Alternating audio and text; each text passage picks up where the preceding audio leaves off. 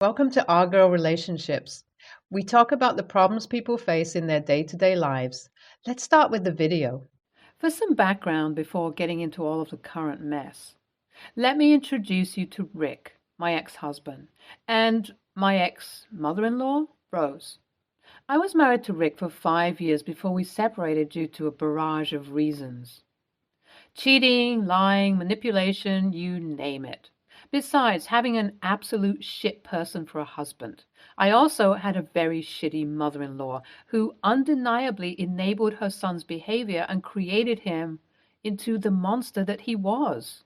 So we separated and I immediately went no contact with him. I blocked his number and blocked him on all social media. It's been 3 years since we separated altogether, and I haven't been in contact with him or his mother ever since. I've been with my current partner, Adam, for the past year and a half. I fell pregnant with his child after about 8 months of us being together, and since things have been working out so well between us, both financially and emotionally, we decided to keep the baby, and it's been going good so far, guys. 9 months went by like nothing, and I was taken to the hospital to give birth 4 days back. It all went well. I had the most supportive people around me, Adam, my sister, and my parents. It was truly a blissful experience for me, and when my baby girl was placed into my arms, all the pain that I ever went through faded away. I was the happiest that I'd ever been. But sadly, the bliss and happiness weren't long lasting because just a couple of hours after giving birth and getting some rest, I felt someone barge into my room. The footsteps were so loud that they immediately caught my attention through the attempts to hush them. If that wasn't enough, my anxiety just increased more when I realized that the hurried footsteps were leading to my room, and it didn't take too long till I realized my worst nightmare just came true. It was none other than my ex-mother-in-law at the door. She barged inside and stood right in front of me as if she was just waiting for this moment. I was terrified because there was no one in the room except for the two of us. Adam had gone running some errands, and my family and friends had left to give me some rest time. I knew I had to deal with her by myself, so I started by asking her how the frick did she even get here, and her response, "I will always find a way to get to my grandchild that you kept me away from for so many years. I'm not ready to forgive you for being such a horrible daughter-in-law, but I will forgive you because you gave birth to my grandchild, one that I've wanted for so long." Her sentences sent shivers down my spine because it felt like I was watching madness unleash in real time. I was speechless, unsure of what to say, and to make things worse, yes, you read it right, Adam walked in around that moment, and instead of helping the situation de-escalate, everything just worsened from there onwards. My ex-mother-in-law not letting anyone speak and just screaming her heart out about how I've been keeping her and her son away from the child that belongs to them simply because they cannot afford to give me the expensive life I want to live. Adam stood there stunned. The confidence this woman held in herself was astounding.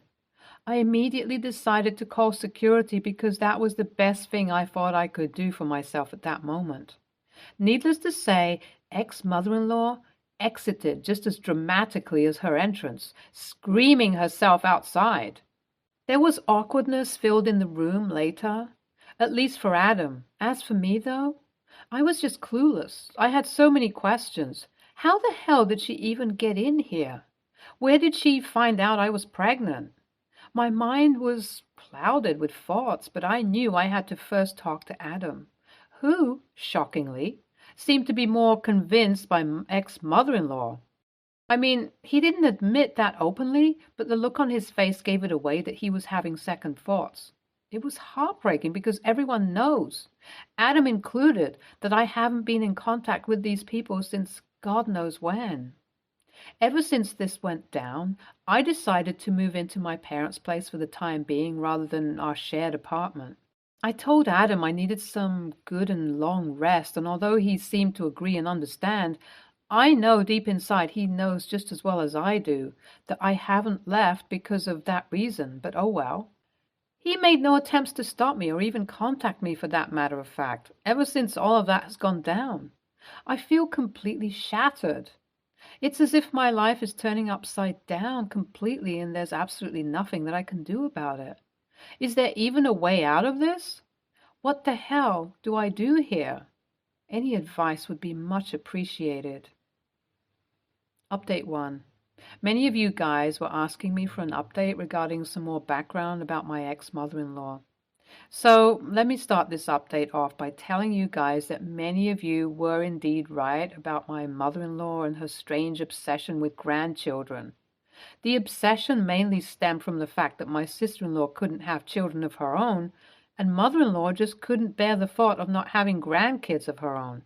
So, as a result, as soon as she realized that I had gotten with Rick, she began harassing me to have kids.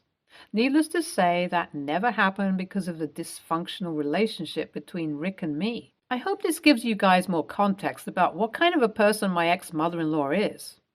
As for the actual update, today I received a call from Adam. He's told me he wants to meet and talk, which I agreed to because we indeed have a conversation that needs to happen. Besides that, I also decided to message Rick and my ex-sister-in-law up front to ask them about the situation. There's not much that's happened after that. If anything, I just hope for the best. Update 2. So, I finally met Adam today and it was tough, but it was an eye-opening conversation. Adam came forward and confessed how he definitely became insecure and had his doubts after hearing my ex-mother-in-law speak with so much confidence. He expressed how he felt so lost when I decided to go live with my parents. This leave left him questioning everything, but at the same time gave him time for thinking everything through, realizing just how much of a mistake he was making by not reaching out to me. Finally, he ended his side by apologizing for not being as supportive as he should have been. And what was my answer to that? This might come off as a bit shocking, but I apologized too. I knew exactly where I had gone wrong in this situation, and that was at the point where I decided to leave for my parents' place instead of talking things through. But apologizing doesn't mean that I was ready to accept and return to normal, which I've told Adam that clearly, and he seems to be understanding. I've told him the only way I'd consider his apology is if he considers going to couples counseling, which he surprisingly agreed to. As for Rick and my ex-sister-in-law, I received their replies too. Rick, very surprisingly, replied to me in an extremely calm manner.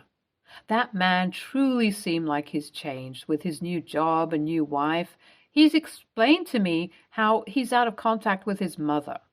Sister-in-law had something similar to say, but one thing that both of them told me, and boy, did it turn out to be true, was that there was a high chance that mother-in-law found out about my pregnancy through my parents.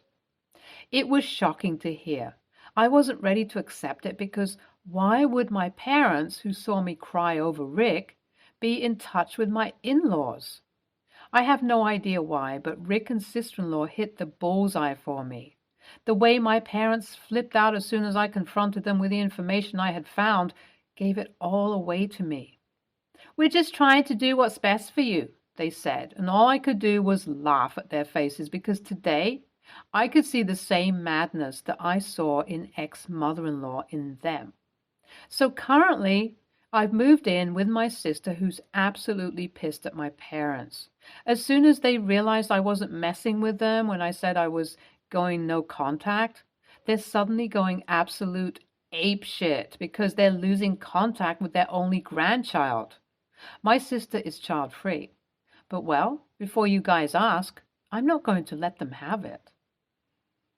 Update 3. Today, I celebrated my daughter turning 6 months with my fiancé, Adam, and thought to myself, what better way to celebrate this day than by posting on this subreddit where I had posted about the mess I had fallen into when my daughter was just mere days old. To give you guys an update about my life, I've moved back in with Adam. gone no contact with my parents, and filed a restraining order against ex-mother-in-law after she tried to break into my sister's house. Trust me, it was a lot to take in, but thankfully, with the help of Adam, my sister, my friends, and you guys, this journey was much easier. Now, all I hope is for the betterment of my ex-mother-in-law and my parents, hoping that they finally get out of the rut of bringing Rick and me together and being obsessed with having grandchildren so that one day they can enjoy what life truly has to offer. I'm sorry that you had to go through all of this, OP, but don't you think you should have waited a bit longer before deciding to have a child with Adam? I mean, at least that would have given you a sense of judgment towards him, but I guess it's almost better late than never. Adam's reaction was suspicious, OP. Do you think your ex-mother-in-law might have reached out to him before coming to the hospital? I mean, what other way does she have to get the deets about your delivery? Next story. I, 24, female, moved abroad with my boyfriend after graduating from university 18 months ago. One of my best friends from uni, Callum, 24, male, returned to start his PhD and is living in a shared accommodation block. I was visiting my family back home this weekend and had arranged a date to visit Callum and see my old uni town again, and had then planned to go to the airport from there, as it's way nearer than my hometown. Callum had offered me to crash on a blow-up mattress on his floor, and I very happily accepted rather than shell out on a hotel. When I got to Callum's, he had invited his friends in the block to hang out, and I met his new girlfriend Hannah for the first time. They'd been together a few months, but we hadn't had the chance to meet yet. I liked her loads at first and thought she and Callum was super sweet together. I've known Callum for ages and I'd never see him this happy. When the group started to break up for the evening, she asked me where I was planning on staying for the night. I was surprised that she didn't know and told her what Callum had offered. She then took me outside and asked me to please stay somewhere else that night as she felt uncomfortable with a female friend staying in his room. I didn't really have anywhere else to go, so I said that unless she could help me with a hotel room at this late stage, I couldn't really go anywhere. She then said that I was disrespecting her boundaries with her boyfriend and that in any case, now she was going to stay with Callum and it would be inappropriate for me to be there. She lives in the neighboring block, so I asked her why she couldn't just return there. And she said she had the right to decide which women get to share her boyfriend's room, especially if it's an old female friend who I don't know if she's had a history with him. To be clear, there is no history there at all on either side, and I told her this. But she said she had no way of knowing if I was telling the truth. Again, I refused to leave. We had arranged this ages ago, and she couldn't just undo that last minute unilaterally just because she was his girlfriend. And with that, I went back inside and we said nothing more on it. I stayed the night on the blow-up mattress and left really early this morning. I'm at work now and just got a text from Callum asking if we can call this evening because he just got a text from Hannah saying that I disrespected her boundaries and that he needs to cut me off. He's one of my closest friends and I don't want to lose him, so I'm wondering if I should apologize. My boyfriend thinks this is ridiculous, and if anyone needs to apologize, it's her. But at this point, I'm not sure. AITA? Update. Thank you to everyone who commented. I read it all. Quick clarification. The offer was never to share his bed. It was always the blow-up mattress. That's our own boundary. The building has no communal area other than a lobby. I couldn't have slept there. Callum and I called and I did what a lot of you said. 1, not apologize, and 2, just lay it out exactly as it happened. I even read from my post. The big surprise, he had told her in advance, and she had said it was okay. As I commented, I had assumed that they had discussed it on the night, but my later guess was correct. She had said nothing. He then said that when Hannah texted telling him to cut me off, he told her that he wanted to talk to me first about what happened, and then she ghosted him. He apologized profusely to me and said that he needed to talk to her ASAP. A girlfriend of Caleb's friend, Sarah, who was there, messaged after we called because she read this post and thought it was me. She told me that she is in a group chat with some others and Hannah, who had been ranting about how I had taken her outside to tell her that even if she was Caleb's new girlfriend, I was his real girl because I was his best girlfriend, and that she shouldn't think about coming between us. And that I told her that Caleb might be hers now, but he'll always be my Caleb.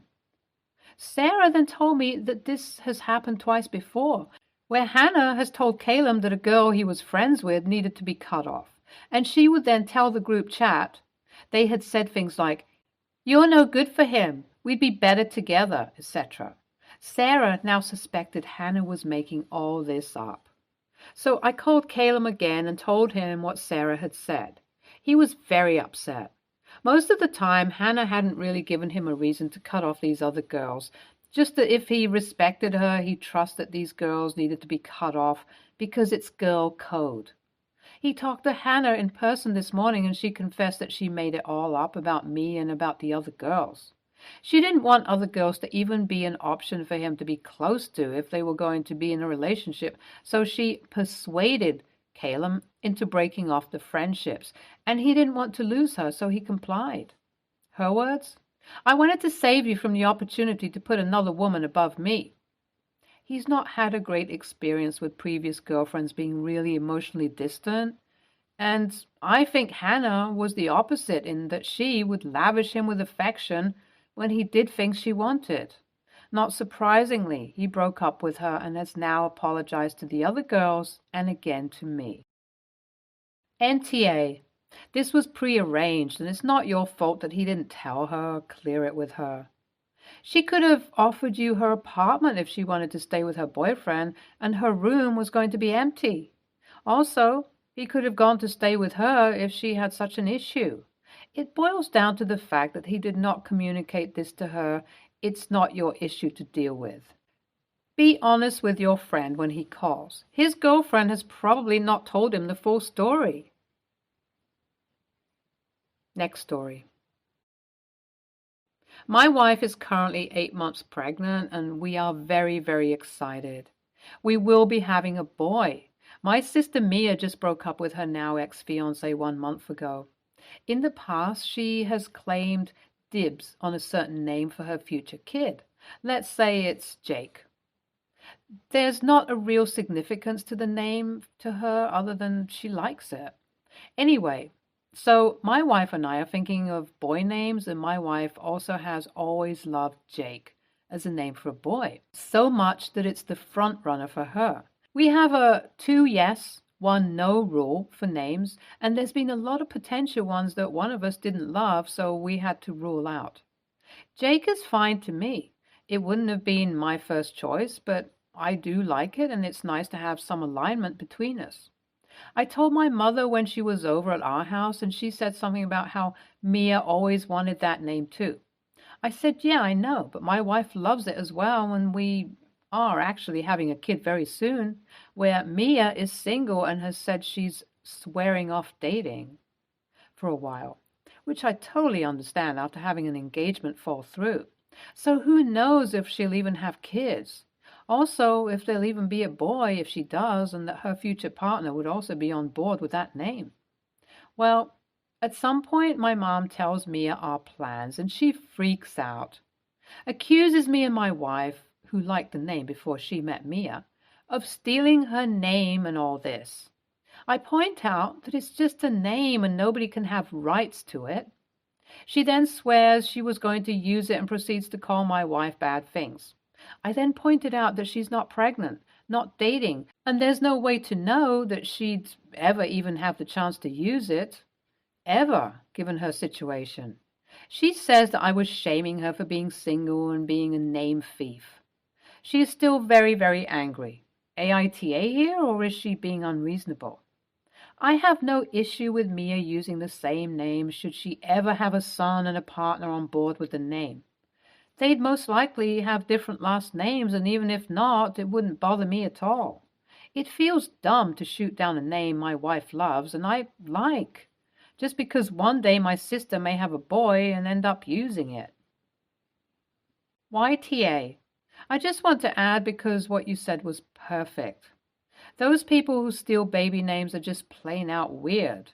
When someone tells you their future plans, you decide that you will take it as your own. I feel like people that are going to say NTA are just men, women, that don't get that it isn't just a name for this person. They picture their life calling their future kid this, and it was taken.